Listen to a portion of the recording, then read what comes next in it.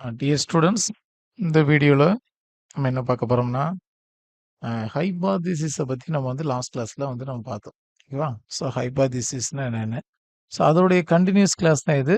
So இதுலேயும் ஹைபாதிசிஸை பற்றி நம்ம பார்க்க போகிறோம். ஸோ உங்களுக்கு டிஸ்பிளே ஆகும். ஹைபாதிசிஸ் என்னங்கிறத நான் ஏற்கனவே லாஸ்ட் கிளாஸ்லேயும் கொஞ்சம் ஐடியா கொடுத்துருக்குறேன். இது செகண்ட், ஏன்னா ஒரே கிளாஸில் சொன்னால் கன்ஃபியூஸ் ஆகுறதுக்காக இதை அடுத்த கிளாஸில் உங்களுக்கு நான் சொல்கிறேன். ஸோ ஒரு பெராமீட்டர் எஸ்டிமேஷன், ஒரு ஒரு பாப்புலேஷன்ல இருந்து நம்ம ஒரு சாம்பிள் மூலமாகவும் அந்த பாப்புலேஷனோட கேரக்டர் நம்ம தெரிஞ்சுக்கிடலாம். அது இல்லாமல் அதுக்கு வந்து ஒரு டிஸ்ட்ரிபியூஷன் நம்ம அப்ளை பண்ணியும் அதோட கேரக்டர்னு சொல்லுது வந்து எப்படி சொல்லலாம், பெராமீட்டர்னு சொல்லலாம். பெராமீட்டர் வந்து ஒரு மூலப்பொருள். ஓகேவா? அதோட கேரக்டரை இந்த பாப்புலேஷன் என்று எப்படி இருக்குது, அது நமக்கு ஸ்டடிக்கு ஏற்ற மாதிரி இருக்கா, இல்லை அதில் அதோட குணநலங்கள் என்ன அப்படிங்கிறத நம்ம தெரிஞ்சுக்கிறதுக்கு நம்ம யூஸ் பண்ணக்கூடிய இந்த ஒரு பெராமீட்டர் வந்து அது மூலமாக அதை கண்டுபிடிச்சிக்கலாம். சரிவா? அந்த பெராமீட்டர் வந்து நமக்கு எஸ்டிமேட் பண்ணுறதுக்கு நமக்கு யூஸ் பண்ணக்கூடிய ஒன் ஆஃப் த டூல்.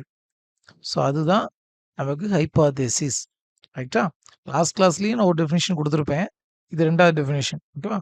அந்த பெராமீட்டர், அதாவது பாப்புலேஷனுடைய குணத்தை தெரிஞ்சுக்கிடக்கூடிய ஒரு பெராமீட்டரை நம்ம எஸ்டிமேட் பண்ணுறதுக்கு நமக்கு யூஸ் ஆகக்கூடிய ஒரு சின்ன டெஸ்ட்டு. ஓகேவா? டெஸ்ட் வச்சு எடுப்போம்ல, ஒரு பிளட் டெஸ்ட்டு, சுகர் டெஸ்ட்டு மாதிரி. ஸோ டெஸ்ட் வச்சு நம்ம வந்து அதை தெரிஞ்சுக்கிறதுக்கு நமக்கு யூஸ் ஆகக்கூடியது வந்து அந்த ஹைபாதிசிஸ். ஓகேவா? ரைட். உங்களுக்கு புரிஞ்சிருக்கும்னு நினைக்கிறேன். அதைத்தான் டிஸ்பிளேல உங்களுக்கு நான் காமிச்சிருக்கிறேன். ரைட்டா? ஸோ இதோடைய டெஸ்ட்டு, ஹைபாதிசிஸோட டெஸ்ட்டில் என்னென்ன டைப்ஸ் அப்படி அப்படி என்னென்ன இருக்குங்கிறத நம்ம நெக்ஸ்ட் கிளாஸில் என்ன செய்யலாம், பார்க்கலாம். ஓகே, தேங்க்யூ ஃபார் வாட்சிங்.